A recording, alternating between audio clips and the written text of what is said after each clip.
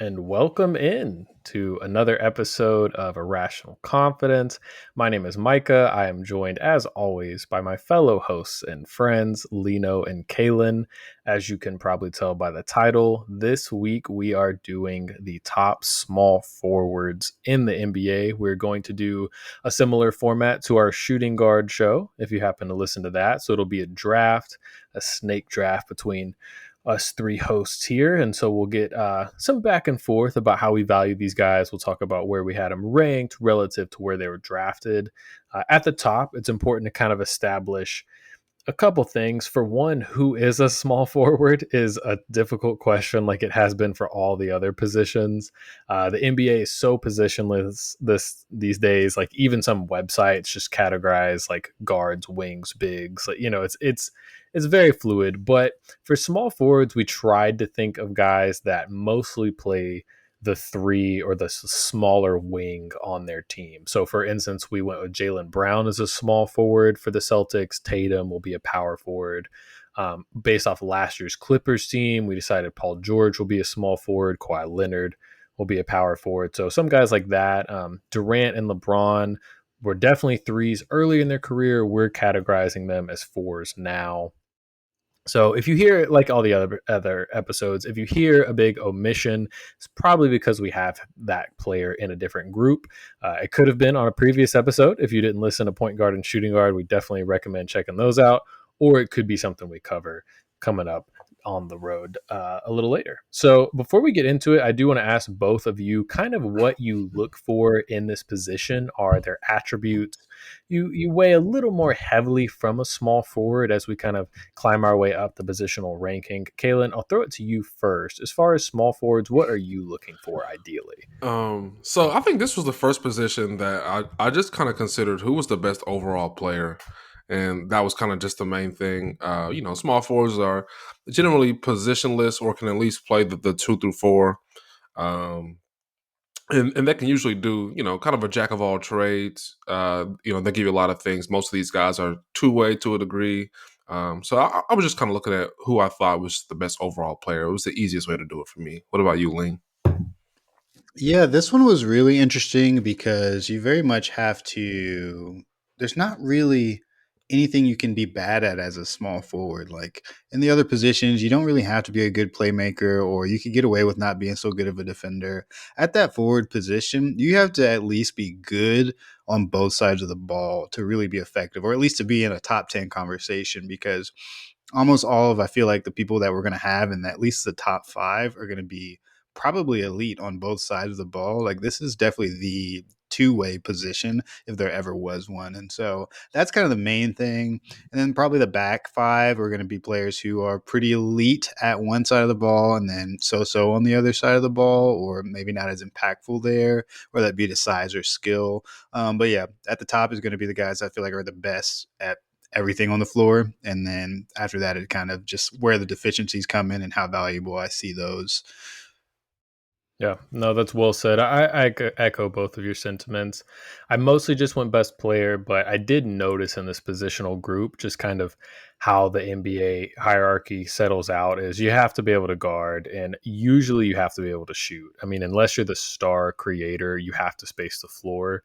And I do feel like of the positions we've covered, this is mostly like a complementary utility archetype, except for the very top tier stars. These are guys that you would mostly say are like great number three options, high level number two options. So there's only a few guys that I feel like are true alphas in this positional group, the way we sorted it. So I think for me, there's kind of a tier for the first three guys. But then after that, I think it'll be really fun to kind of get into how we differentiated the value for these different guys because there's a lot of diversity in the roles they play. So we're doing the same draft order as last time. So Caelan has the number one pick. This to me is a very difficult pick because I flipped back and forth several times just trying to put my guys in order in that top three. So Caelan, who did you have for the number one small forward in the NBA?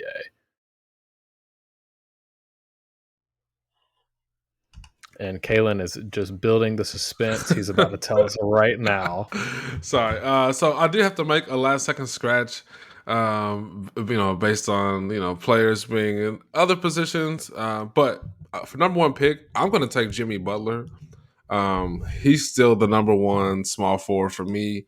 I know that he kind of had a weird year last year. Jimmy kind of in and out of the lineup again, but I think for my money, he's still the guy I want leading my team out of all these guys. He's fantastic on both ends, but especially when you need him to be, particularly in money time or in the playoffs.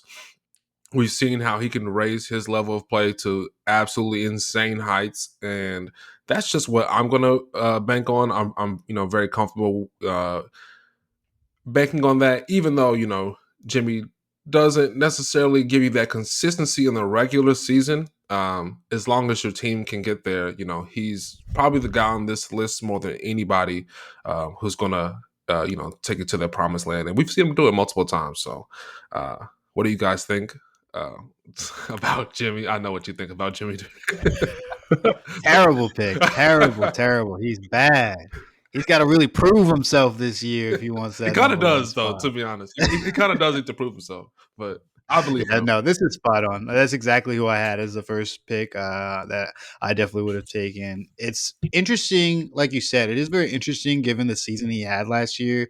He did have a quieter season, though, statistically, while it was south for Jimmy Butler, it's still a pretty good, 25-5 season, and he's giving you everything on offense and defense. But you're right that he's still the guy out of this list of players that you can trust the most to go out there and do what you need him to do to win really important games. And there's just, especially with all the guys we moved to power forward in this kind of wing discussion, there's just so few guys I think on this list that can really take it to that level, especially that superstar level that Jimmy Butler has shown us how he's been able to do over the past at least 4 years. So great pick. I definitely don't have any problems with it. Micah, did you have anything else to add there? I had Jimmy number one as well. Nice. I'm glad the Heat fan didn't select him, just so we don't seem as biased. But yeah, Jimmy, to me, of the guys we're going to talk about today, is the only one that I think has proven he can be the true blue number one alpha on a championship level team. Jimmy obviously hasn't won a championship, but 2 finals appearances where you could argue he really dragged teams, especially offensively, to that level. So no problems here. Lino, I am very curious to see, though, who you will be taking with the number 2 pick. It's put me in a bad spot, man. It's put me in a real bad spot. With the second pick, I will have to go with Jaylen Brown here. Yeah. I don't want to, but he's amazing. Especially last season. Last season was so impressive from Jaylen Brown across the board. He was the butt of so many jokes when it came to, his limitations.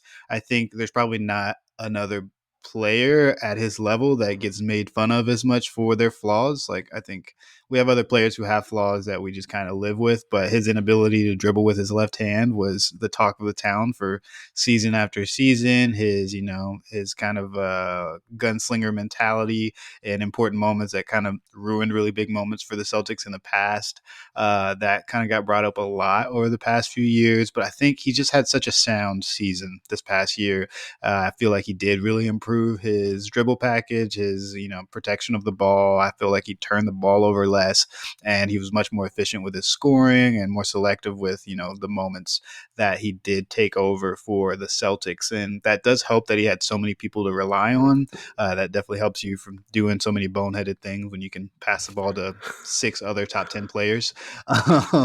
So that really helped him out. But ultimately, I do think he was probably the best player on that team, and it's a championship team, and he's incredible on both sides of the ball.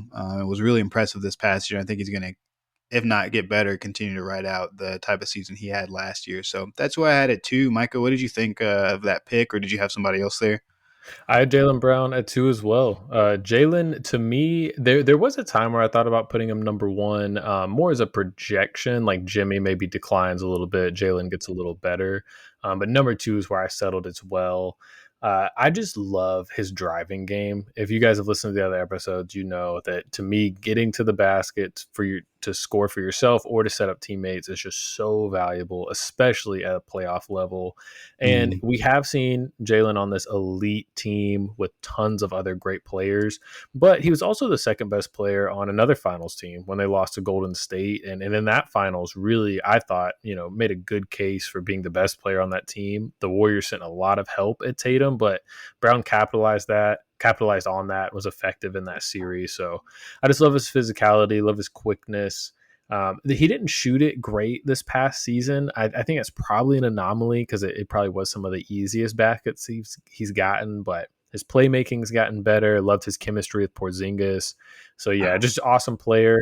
I don't know what number one option Jaylen Brown looks like, but like we said, there's probably really only one guy on this list that could be a number one option, and Jaylen Brown's an awesome number two. So Caelan, what do you think about this pick?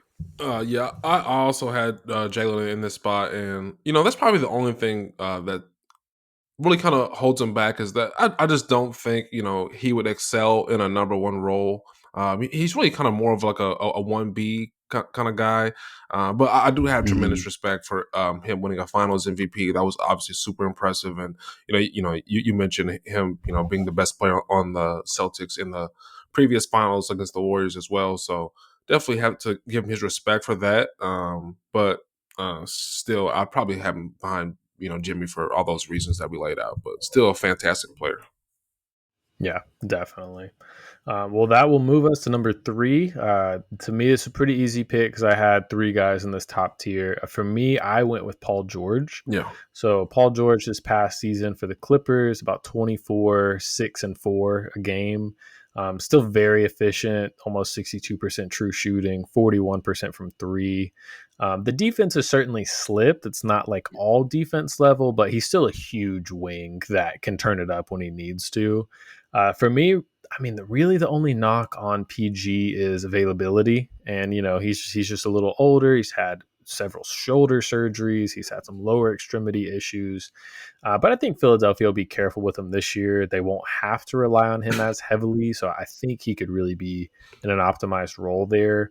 Again, I like the other two we've mentioned previously a little more, just kind of their ability to drive offense, but to me, this stage of his career, PG is a wonderful complementary player, and his combination of shooting, defense, everything is great. The really only drawback, other than health, like I mentioned, is really post that horrific leg injury, he has not driven the ball as much. Only about 20% of his shots come at the rim now. So that's led to just slightly less efficiency and then less free throw attempts, two things that are really valuable to me. So that's just one of those, like, it's a nitpick, but just one thing that kind of made him be at the end of this tier for me. Lino, what did you think of Paul George at number three? Yeah, that's a great pick. I almost took him out of that spot just because of the availability situation and honestly some of his playoff woes historically. But ultimately, a lot of those situations, the teams were not going to be teams that I think a really amazing player could take beyond where he took them. And so I don't want to count that against him. And I do think he's still an incredible player on both sides of the ball. You're right, the defense is slipping, but I think his athletic gifts still allow him to, be able to guard in so many different positions and so many different situations. And he still has that kind of killer mentality when it comes to scoring that you just, you can get Paul George the ball and he's going to get you a bucket. And so definitely not to the level at which Jimmy and Jalen have done it over the past season, and especially not as consistently in the postseason, but he's definitely that next best guy at that third spot. What about you, Caelan?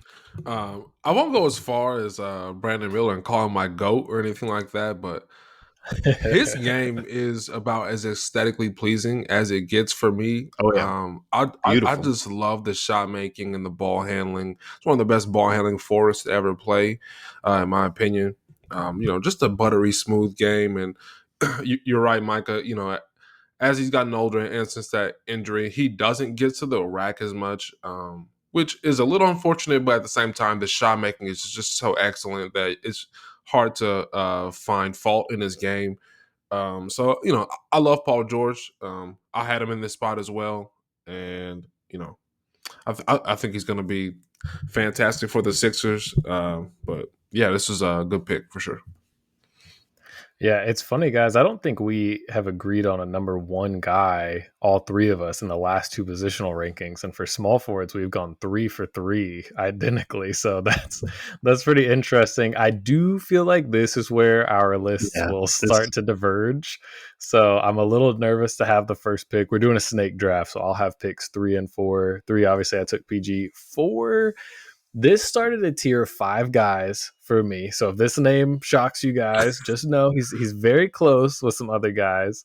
But number 4, I went Mikal Bridges. Mm. My my reasoning for Wow. Mikal is I think we've seen that he can be a really high level role player for a finals team, a conference championship in Phoenix.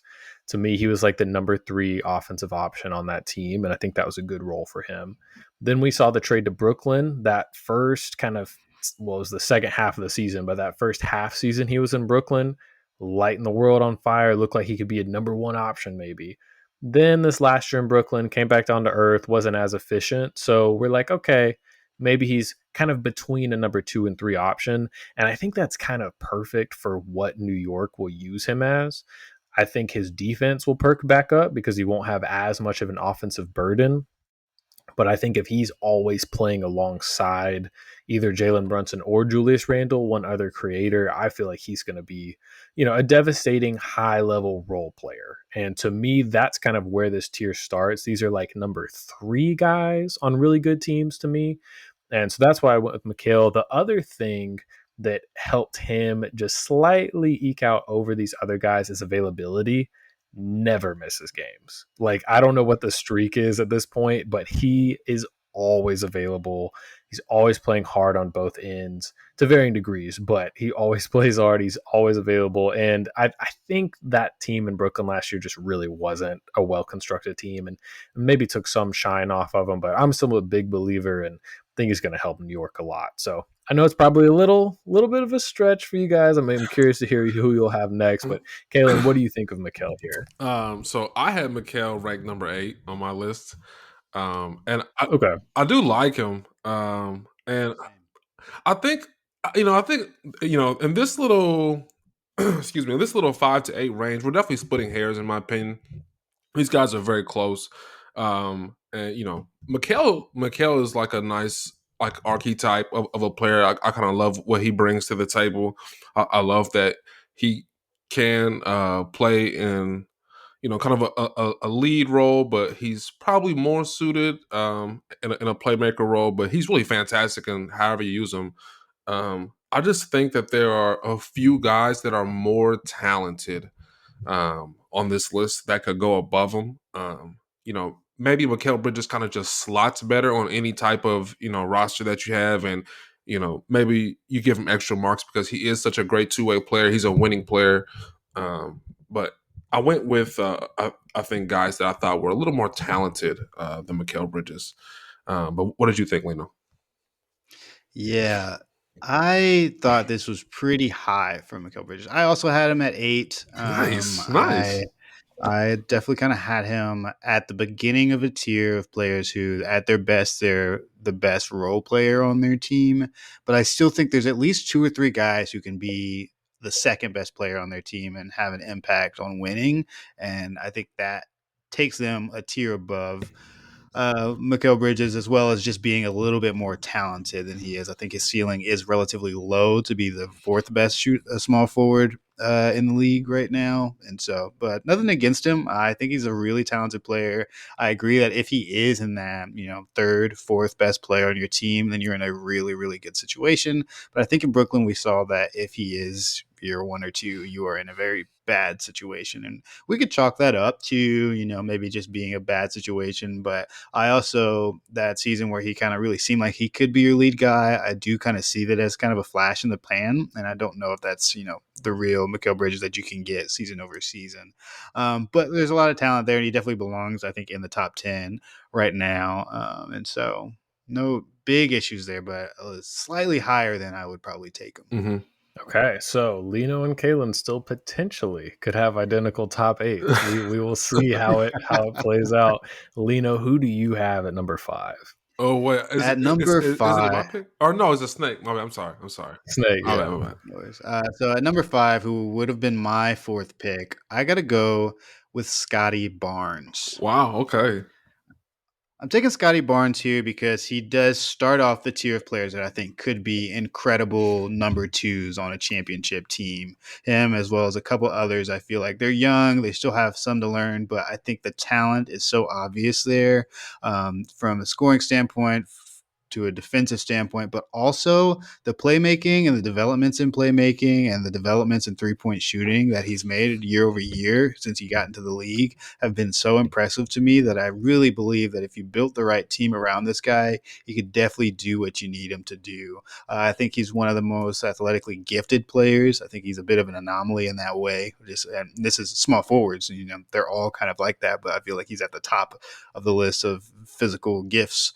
And I'm just really excited for the trajectory of his career. I think this pick does have a flaw in that it's not necessarily super based on what he's done so far, but what I project him to be able to do next year and the following years.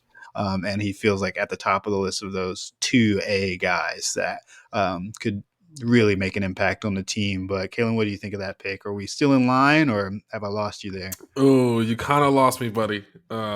I have Dang. Scottie Barnes ranked number 9 on my list. Oh, wow. I'm not a big Scottie guy. And I thought it was funny that you mentioned his physicals and his athleticism because for me, I think he's kind of awkward, and I knocked him for it. Like he has a strange like build, and I kind of wish he was a better shooter. And I don't think that's not in his game. I don't think for him to be just a like a consistent knockdown shooter. Um, I don't know how much I like him as kind of like a lead forward, like a point forward. He's okay. I wonder how far your team's gonna go. I think that um, they have an interesting situation to kind of figure out up there. I'm just not super high on Scottie Barnes. I think that because he had such a solid rookie year, I think, we start to do like natural, like, okay, well, that means he's going to ascend here and then here and then here next. And that's not exactly how it went. So I don't know. I think the jury is still out on Scottie. I think it's okay to be high on him and think that he's going to have a good year. That's fair and that could happen. But for me personally, I think I'm going to be shorting Scottie. What do you think, Micah? Yeah, I'm excited we're getting to talk about Scotty early because he was one of the hardest players to rank for me. And I think on these lists, young players are especially difficult because we obviously know there's still a lot of improvement left. It's just how much and how will they improve. I had Scotty at 8, but still in the same tier as Mikal Bridges, so that they're kind of the top and bottom of this tier for me. So it's kind of cool to get to talk about. But yeah, of the guys we're going to talk about today, Scotty averaged the most rebounds and the most assists. And he was at about 20 points a game. So he's a productive player. But guys, he is such a strange player. Yeah. There's no other player in the league like Scottie Barnes. Like he's huge and he's built like prime Andre Iguodala, but he's not like super coordinated athletically. Mm-hmm. He's Like awkward. he kind of has to get to 2 feet to really get up and elevate for dunks or have a good runway for a 1-footed dunk. The defense, he has good intensity, but I thought he'd be a more high-level switch defender in the NBA than he's shown so far, and I haven't seen it yet. Now, Toronto's a weird ecosystem. Like, it's a strange team right now, Yeah. and so so there's, if he was just on a good team, he might be awesome, Mm-hmm. but I was trying to think of, like, what is Scottie Barnes on, like, a great team? And I like right now he's playing point guard for Toronto basically. Right. And I think he might be closer to like a small ball 5 on a good team. Like I almost would like to see Scotty in like a Draymond role because he can pass the ball. Like he's a good passer. He played point guard at Florida State. That's the only reason he went to Florida State because it was the only college that would let him play point guard. But that's beside the point. But he is a good passer. Like I said, averaged like 6 assists a game. That's the most of all the guys we'll talk about today. But I'm not sure he can be your primary. We talked about on the show early in last season, he was shooting so well from three, but that kind of seems like an aberration. It ended up at like 34% from Hmm. three, which is an improvement for him, but that's pretty bad for this archetype specifically, and it limits him as a complementary player. He kind of has to have the ball in his hands, because if he doesn't, then they're going to be playing off of him. So I really like Scottie. I like his personality. I like his energy, and I like strange players. I think they're fun to kind of watch how they develop. So I'll be watching closely. Had him in this tier, so definitely not a crazy pick to me, and I'm excited. I think this pick could look great by next season. If the shot starts to fall and a couple things happen, it could look awesome. So no issues with Scottie there for me. I think Caelan is it number 6 now for you? Yes, and both my number 5 and my number 6 player are still on the board. So Mm. that's really fun. Oh. Mike, I'm slightly disappointed that you did not pick this guy that I'm about to pick. So I'm excited to talk about him. But the guy that I had ranked 5th is OG Anunoby. Um, I think that he's probably the most versatile defender in basketball. Um, I think if you had if you wanted to put somebody on the best two guard, the best three, or maybe even the best four in basketball, you might just pick OG Anunoby to guard either one of those guys, right? Which is a really rare thing to do. So I'm just really high on OG, and I know that his offense is going to obviously be lagging behind some of these other guys in terms of the creation, but he is a very consistent spot up shooter. So you can definitely rely on him for that. He's a fantastic playoff player. Um, some of these are the guy that I have right below him is probably a better offensive player, but he didn't play as well in the playoffs. So I just like OG Anunoby. If and it's funny, we talked about these type of guys in both of our previous episodes. It was Drew Holiday for the point guards, and then it was Caruso for the two guards. And if you're going to be this level of defender, I think I have to get you high on the list, especially when you're above 40% 3-point shooter.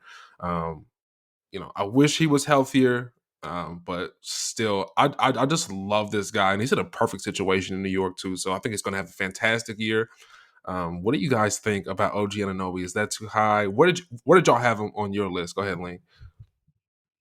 It's too high to me, but after hearing you, it makes a lot of sense. I think you're right. He's probably one of the best defenders in the league. You can really put him on anybody, and he's shown us that defensively, he can really matter when it comes to the playoffs. So, not mad at that at all. It's higher than when I was thinking of him originally, just because I do think he is still in that tier of these guys can be elite role players, whereas I still feel like there's at least one or two players who can be two like the second best player on their team, and that can matter. But otherwise, I do think he's a great player. There's kind of that lack of takeover. Like that's not you're not give the ball to OG and let something happen. He's just not that type of player. Right. But he does his job really, really well. So I'm not mad at him getting a little love there, and that archetype of player being more valuable to others than it might be to me. Michael, what did you Wait, think? real quick, Lane. You think Mikal Bridges is better than OG?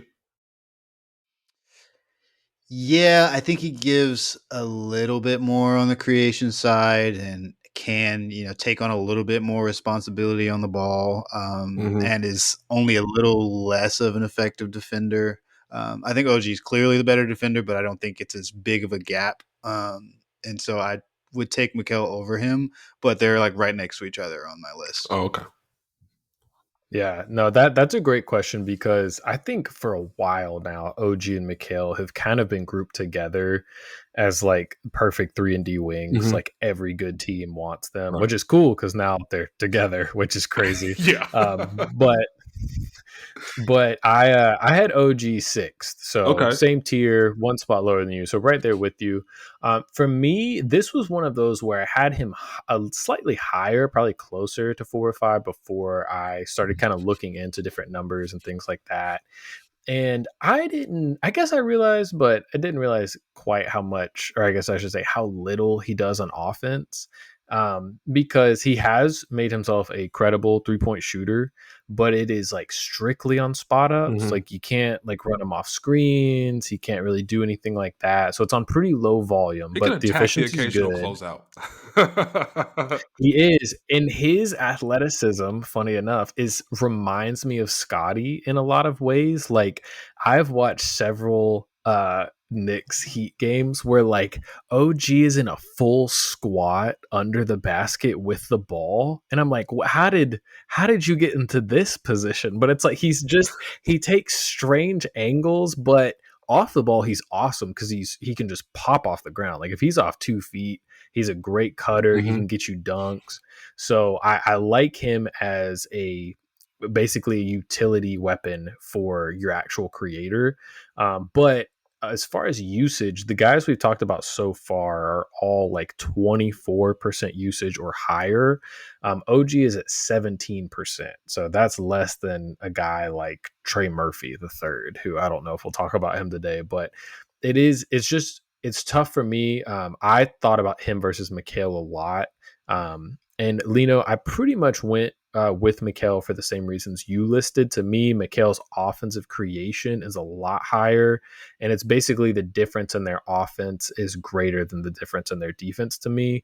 And then the tiebreaker was availability because Mikal never misses games. OG feels like misses not only a lot of games, but games where you really need him to be there. So I think that's tough, and I do think it probably speaks to his availability to a different degree, that the Knicks felt like they needed to go get Mikal when they have a player that's pretty similar in that way. So again, I had him 6. Can I So. say I feel like you guys are overrating Mikal Bridges' defense. I feel like he earned like His Brooklyn defense or his Phoenix defense? I feel like he earned an awesome Yeah, I reputation think I'm when he giving a was little in credit there. Phoenix, Yeah. and I'm just not sure that that's still the No, level you're of right. defense that he's 100%. playing.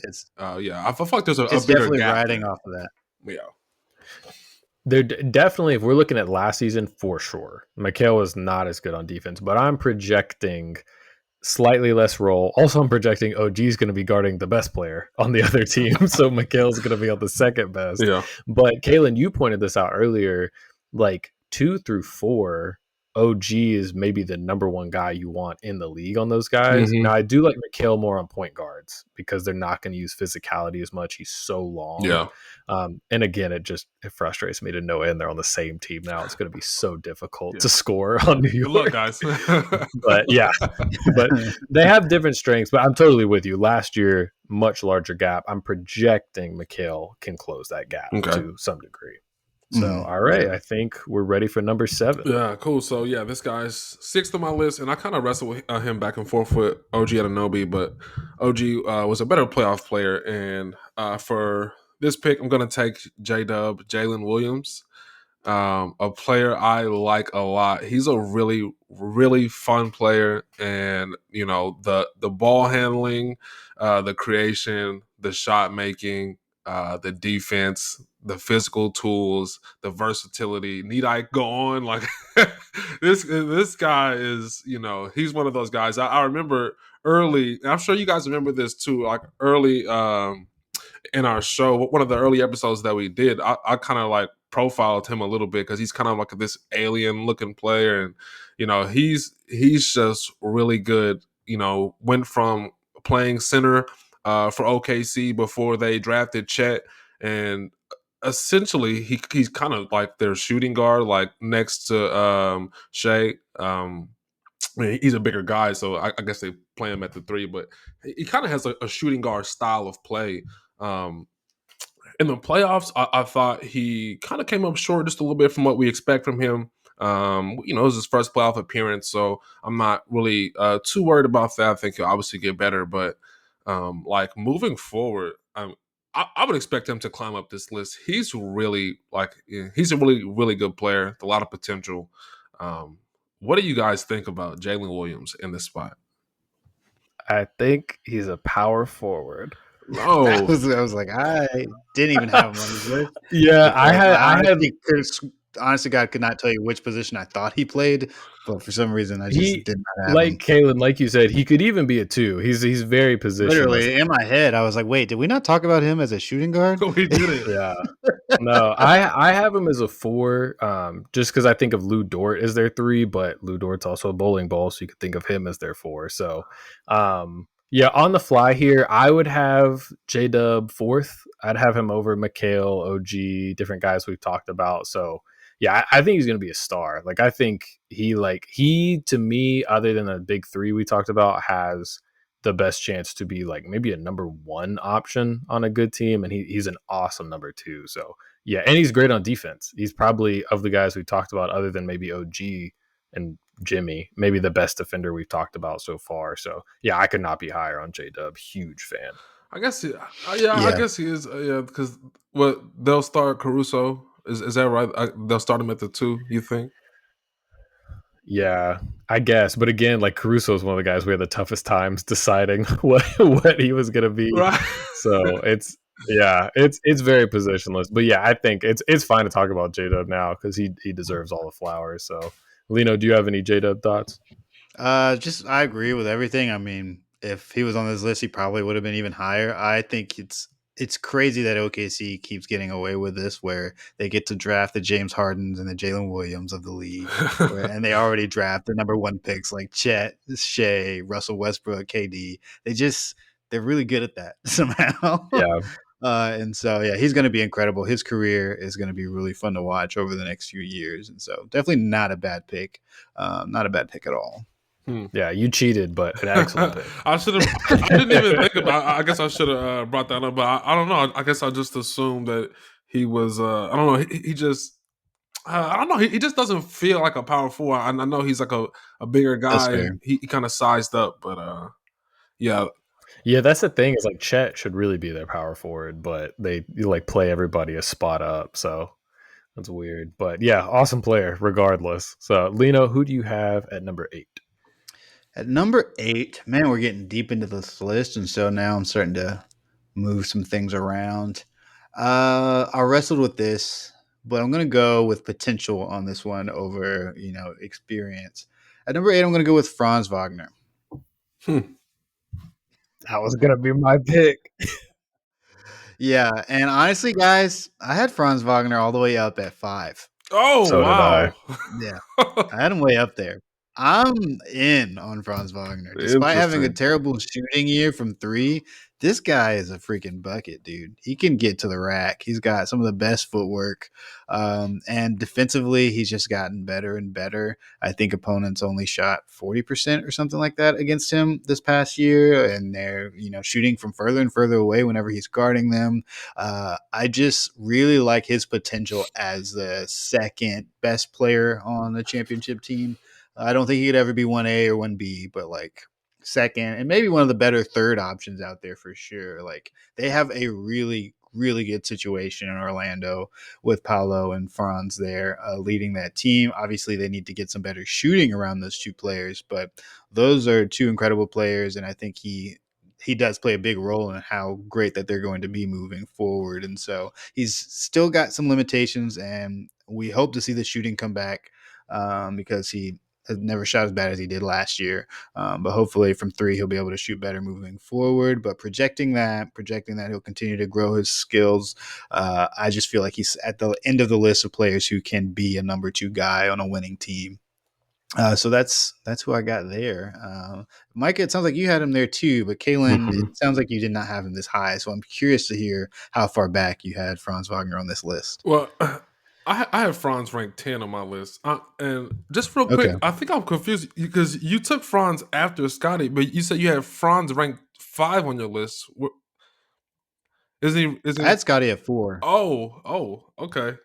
Yeah, Scottie was that next best guy to me. Okay. But I had to take him. I think I had to take him 5 in this draft because you had the 4th pick. Okay. Franz. Okay, so yeah, I have Franz. Excuse me, at 10.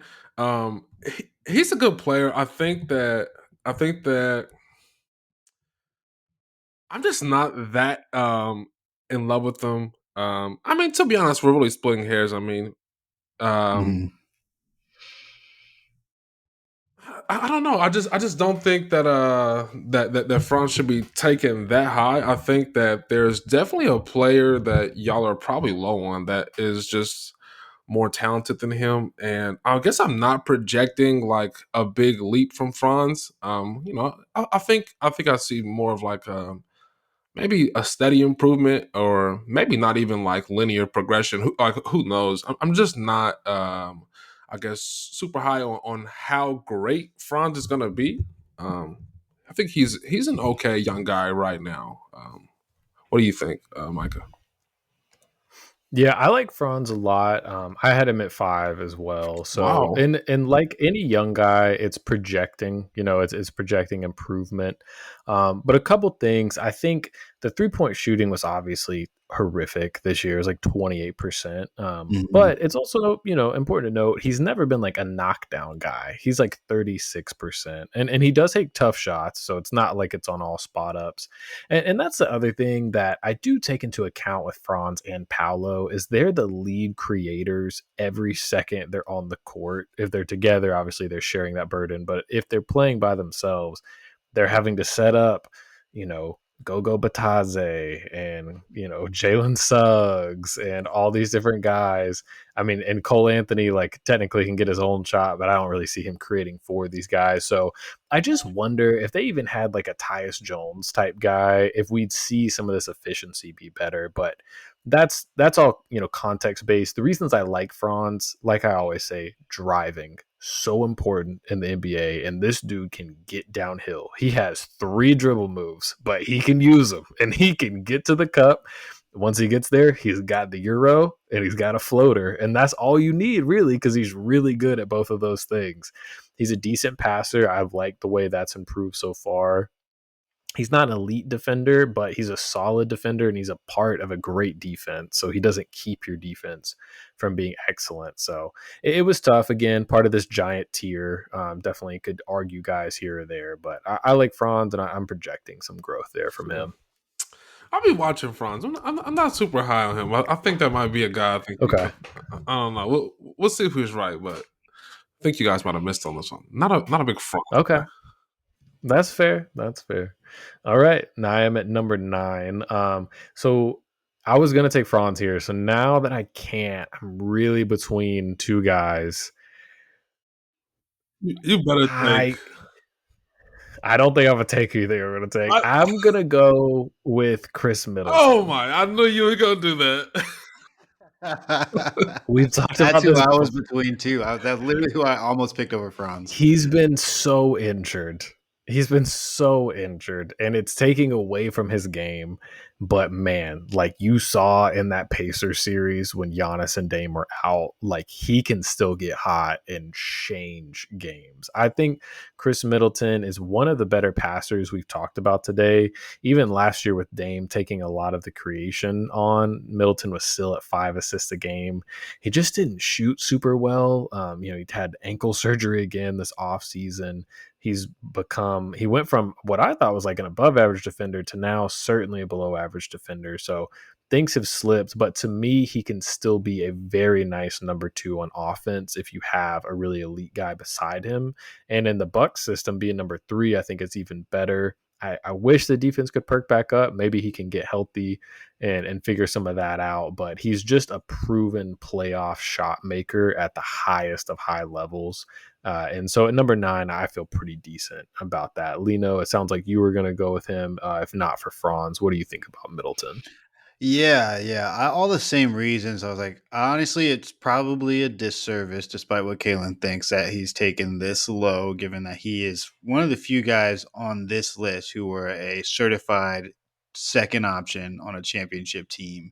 Like, and he's a couple years away from those kind of performances for sure. But last year, I think if he had a fully healthy team, he could still have delivered a best, second option performance in the playoffs. He's got that skill set from a scoring standpoint and from the assists. And the only reason he's down here is because the defense has slipped. And I do project that he's actually going to fall further off the cliff moving forward. I don't know that he's going to do the same. And so, with that being said, that's why I took everybody else ahead of this guy. But um, I definitely see the respect there. Caelan, let us hear it, brother. What are you thinking? So he was my first guy off at number 11. You know, you guys didn't have Jalen Williams at all on your list, so I guess if I took him off, he'd be number 10. But yeah, that's really just kind of like a legacy pick for me. I just don't think Khris Middleton's going to be very good moving forward. Definitely, just he, he's almost never going to beat anybody to the rack because he's just so slow. He's going to use some veteran savvy to kind of get some turnaround, but his shot diet's going to be much more difficult moving forward, and that's just not something that I want to bank on. Um, he's a very skilled player, and that's going to serve him well. Because his body is starting to break down. So he's still going to be able to get some buckets and be a viable player. But I think he's going to be definitely something to exploit in the Milwaukee defense for sure. So just not super high on Khris, and I just can't believe you took him over the guy that you should have took the other dude. And I can't believe it. But I get to. I got back to back picks. So yeah, I like that you know exactly what I'm talking about as well. Yeah, he plays in Louisiana. So yeah, I think legacy pick is the perfect way to describe the Middleton thing. Even as talking about it right now, and this is somebody that's killed the Heat. So to be clear, I'm not like super huge fan of this guy, but it makes me so sad that injuries have like robbed us. Like he had like 3 healthy seasons and he was awesome. And now I agree with all the things you guys are saying. Like he's probably cooked for the most part. Like it'll probably be one of those like, oh, he had a good 30-point game. And then it's like, 3 of 12, 2 of 9, so I just hate that. But we can move on to the next guy. And that for me at number 10 is going to be Brandon Ingram. Thank you. Brandon Ingram is like, I think, Caelan, this is similar to when you had to pick CJ McCollum in the shooting guard rankings, which is funny because they're on the same They're on team. the same team. That's crazy. But I'm just like, yeah, I guess. I mean, so Brandon Ingram can score the rock, but he wants to score in a very specific way. He wants to get into his pull-up mid-range shots, which he's pretty good at, but he's not like elite at, which he would really need to be like a consistent all-star, like all-NBA guy. Mm-hmm. But he wants to get into the mid-range. He wants to get into his pull-up. He should be a better defender. He's massive, like length-wise, but he doesn't really impact defense that much. And I mean, he'll have flashes, like it feels like the whole Pelicans roster does, but consistently not a super high impact defender. And then, of course, the Team USA outing was not awesome with that FIBA team. And he did have a good postseason, not this past postseason, but the one before. I think that was against Phoenix. He had a good series, so he can do some stuff, but I just feel like Brandon Ingram is someone that I feel like if you could put a role player's brain in his body, he would be such an impactful player. But I don't know if it's because of like going to Duke, being the number 2 pick, whatever it is, I feel like he still plays like a number 1 option. And that's not going to drive high level offense on any kind of real team. So Brandon Ingram does a lot of good stuff, good passer, good scorer, but I just wish he would kind of adapt to more of a role player role. So Caelan, I know this is who you wanted me to pick. What thoughts do you have on BI? Clearly, you guys don't do much investing. You don't know how to buy low on an awesome stock like Brandon Ingram. Okay, I can see you guys are down on him. He's a really good player. Listen, the year he had last year, that's a good year for a lot of players in this league. But it kind of felt like he could have done more. And listen, this is a guy, and you touched on the defense. It's really the one thing that drives me crazy about him. Well, there's nothing I'll get to in a second, but when he was in LA, maybe because he was younger and it was in a different role, but he would definitely like play defense, and he was pretty dang good at it. You mentioned the length, like he can really bother guys. He has the physical tools, he has the athleticism. So I wish he would. I know he hears everyone saying it. Like, there's no way you don't hear it. I wish he would, just make it a point to prove guys wrong. But the other thing that drives me crazy about Brandon Ingram is that I think he could be a pretty good 3-point shooter if he like took it like seriously. He does kind of fall in love with the That's the main thing. yeah, he falls in love with the mid-range jumpers. He likes to get in his bag and like get his rhythm going. And I think that's the reason he doesn't take 3-point jumpers is because he wants to get in his bag. He doesn't want to catch and shoot. Which is not good because this team has a lot of ball handlers and they have guys who can make plays for him. Right? It can't just be him all the time. So he's got to be more willing to, just take more threes. And so that is kind of frustrating, but I still think that he's an extremely talented player. I had him ranked number 7th. He's sandwiched in between Jalen Williams and Mikal Bridges. I think he's right just about there. He's a legitimate all-star to me. Not every year, but I think he has that level of ability. It's tough. The situation in New Orleans is kind of weird now. I don't know what to expect from this season, but I just know the type of talent this guy has. So I had him ranked number 7th. What did you think, Lee?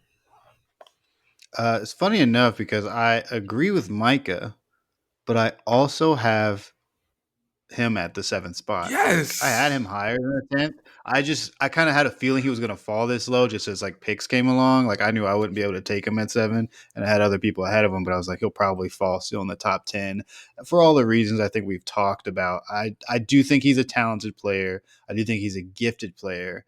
I think a lot of my issues with I do think he could be, a contributor as like the second best player or the best third best player you could have out of all these people.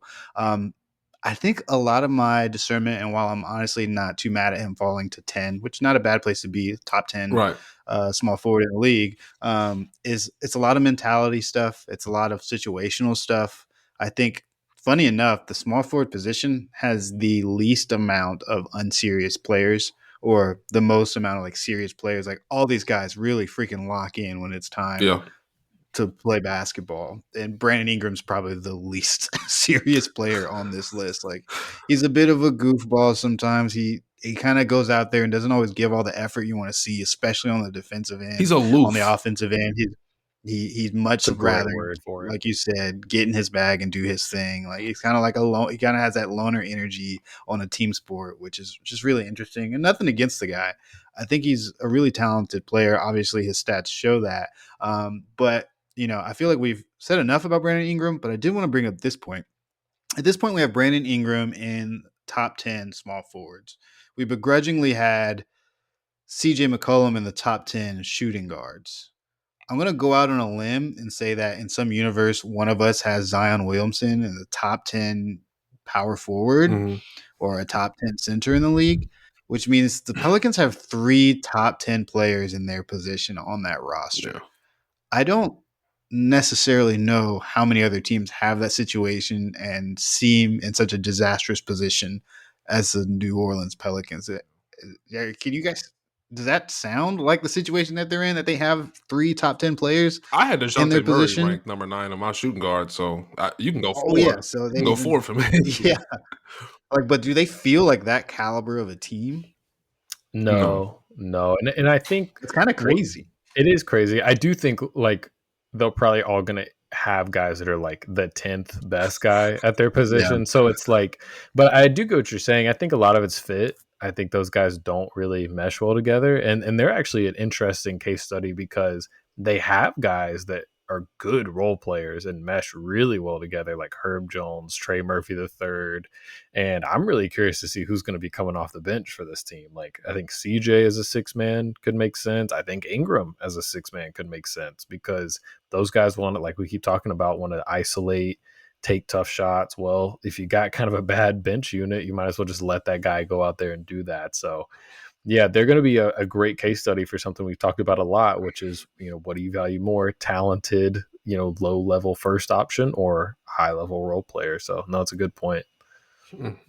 Yeah, I think the main thing is like, when we look at even our teams, the Heat probably have 2 players in the top 10 of their position. Lakers have 2 players in the top 10 of their positions. I feel like that's most of the league. And then you have the Celtics who have 7 players maybe in the top 10. Right. But then you have the Pelicans who might have 4, which Yeah. is just, it's kind of wild. But maybe they'll be able to turn some things around now that maybe if more people realize they have a good team, Maybe they just need to realize about themselves that they have 4 top 10 players and they need to make the Well, most of it.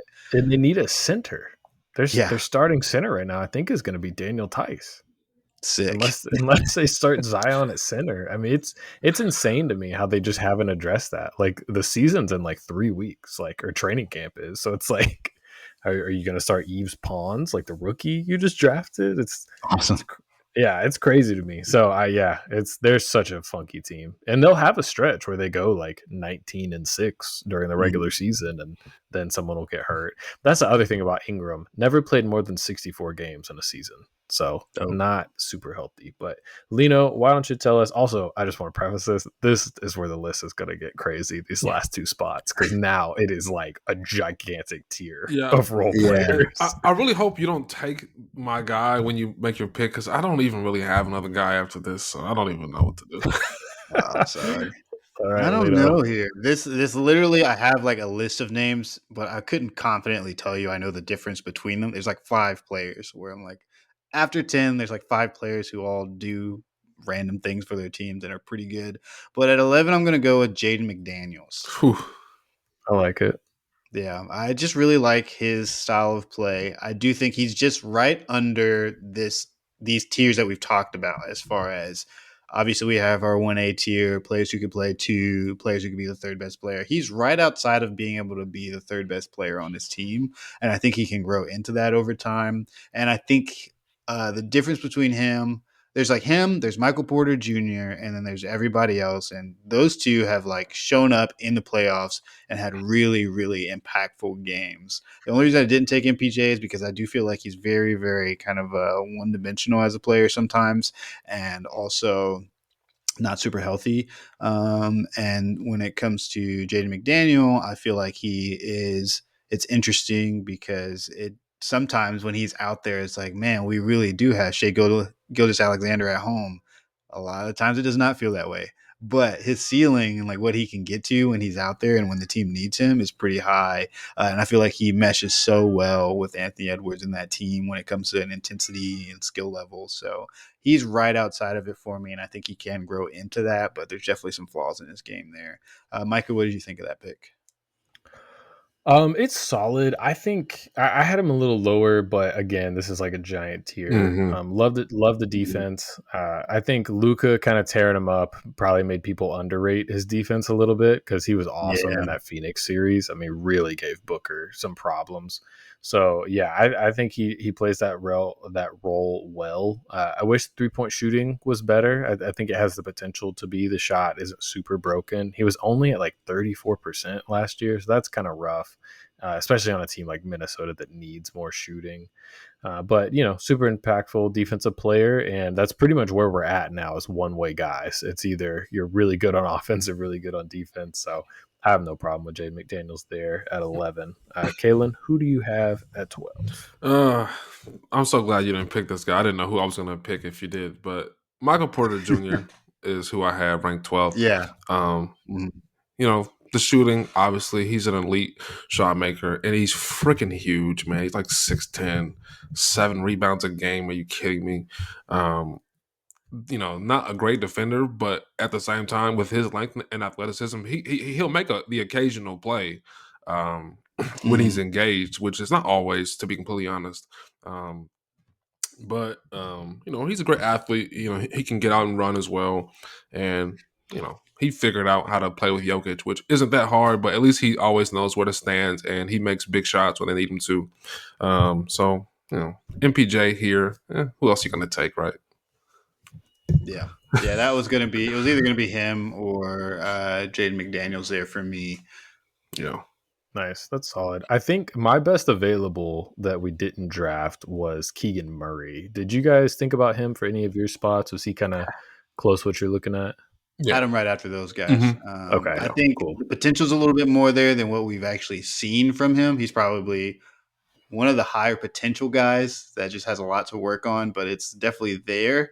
I really love the way his game has developed year over year. And I think it's going to be really, really important for the Kings moving forward. But yeah, he's just right behind those two just because they've both had experience, really making an impact, especially in the postseason. For sure. Yeah. I like Keegan here. He's really good, for sure. Almost too nice I though. thought He's his a really nice guy. yeah, He could be a little more nasty. I Yeah. thought his I thought his defense was much improved this past season. That Mhm. makes me excited. The 3-point shooting, like weirdly, wasn't great, but if there's anything about his game I trust to be very good, it's his shooting. So, Yeah. no And worries there. I think Coach Mike was trying to get his volume up a lot this past year, and I think I think it was a little bit more selective in previous years. I don't even know if the numbers show that. I just remember seeing a lot of conversations and post game interviews where Mike was like, "I told him if you don't shoot this ball, you're gonna get benched." So Right. I feel like he's probably forcing a little bit more shots, especially under pressure than he normally would. But I do think the shooting is going to be there moving forward. Yeah, and I'm excited. They're going to need him to guard this year with DeRozan Mhm. now in the fold. Like he's going to have the best wing on the other team probably every night, unless Keon Ellis gains a lot of weight this offseason. So I'm excited to see how Keegan looks for them. And yeah, I think that's pretty much it. Trey Murphy, I'm excited to see how he develops. But again, we talked about what a mess New Orleans is, so not sure there's a lot there. Shout out to Herb Jones, awesome player. In a similar kind of roles like Jaden McDaniels, somebody like that. Great defender, has turned himself into a solid spot up shooter. Similar thing with Lou Dort, Aaron Neesmith. Like we were saying, this tier kind of just becomes like solid role players, so definitely want to shout those guys out.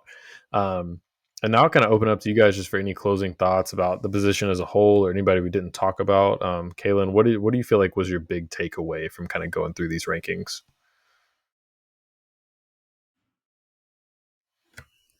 Suspense is building for Caelan's response. I think I thought that the small forward position was more loaded, and I guess it's just because that all of the awesome small forwards that we grew up with, the natural progression is once you get older, I guess you get bumped to that power forward position, and also the NBA kind of changed.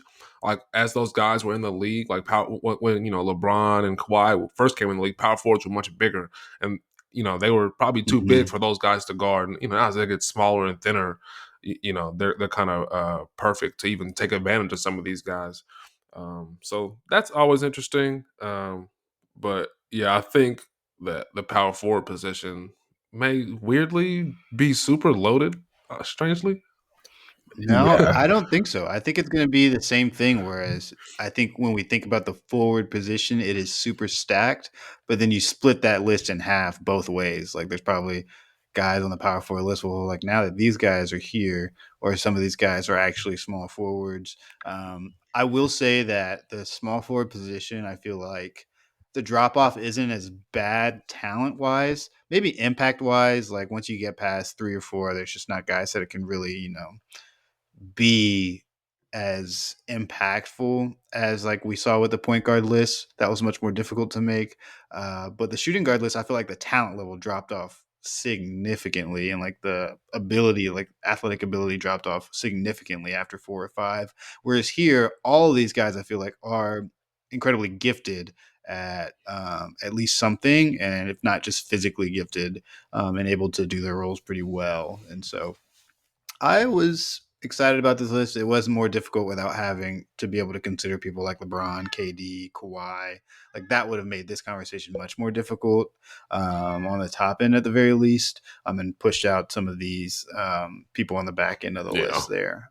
But it was, I was surprised at how in unison I think we were. Like I felt like shooting Mhm. guard was super chaotic. yeah, um, it was probably mostly my fault, but still, this one, even when I think one of us kind of dissented, there's like 2 of us still on the same page, yeah. one way or the other. So that was fun to see. Yeah, no, well said. And yeah, I'm excited for power forward. It's so loaded, dude. It's insane. It's like, I don't want to talk about it too much. Obviously, we'll have a whole pod, but Giannis, LeBron, Tatum, Durant, Kawhi, Zion, Paolo, like you're almost a 10 right there. Like it's crazy. So She, that'll be fun to get into. Lino is going for a little trip. So it might be a couple weeks before we get the Power Forward episode out to you guys, but definitely be on the lookout for that wherever you find podcasts. Of course, we're on Spotify and Apple and most anywhere you can find a good old podcast. But for myself, Micah, for my fellow hosts, Lino and Caelan, thank you guys for tuning in. If you guys have any fun questions about these rankings, you can always respond to us on any of our social media or on Twitter, Instagram, YouTube. Obviously the comment section will be there for you. And then also our Gmail, confidenceirrational@gmail.com. If you have anything you want to yell at us about, I'm sure there's some fan bases that are upset about something we said. So we'd love to hear from you. But we'll see you guys for Power Forward. So thank you for tuning in and have a good one.